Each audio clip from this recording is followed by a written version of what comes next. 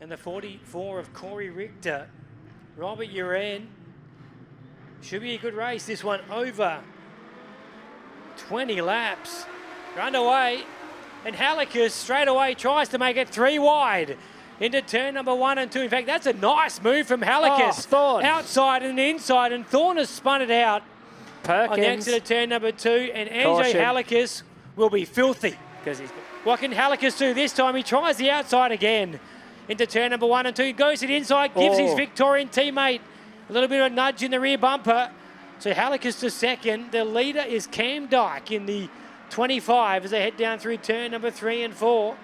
Second place now is Halicus. Third is Angus.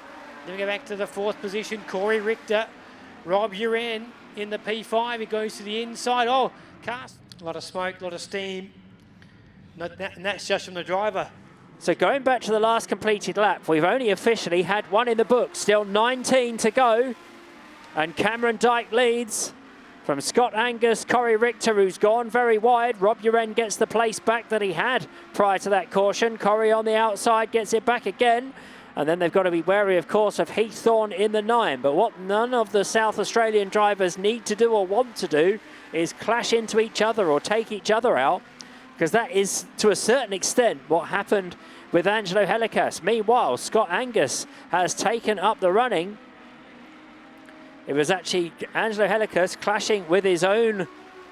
Oh, and now talking of clashing and spinning, we've had synchronised spinning down there. Look at it. Not going to handle too well around here at Murray Bridge Speedway tonight. But we're back to racing. Scott Angus, Cameron Dyke, the 2 Victorians in South Australia versus Victoria. The 2 Victorians are at the head of the pack, doing all they can do. First of those South Aussies is Corey Richter, Rob Uren. Then we go back. Very impressive tonight. Only a couple of seasons out of the junior sedans, battling it up for a podium position. Trophies on offer here tonight as well.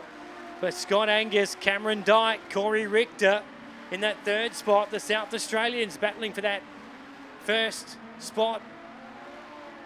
First South Australian across the line. Final spot on the podium. Oh, Thorne right into the back of Rob Uren. Almost turned around and turns himself around in the middle of turn number 3 and 4. So Angus in his mid part of the race and towards the back end starting to show his supremacy here at Murray Bridge. Yeah, inside the second half of tonight's feature.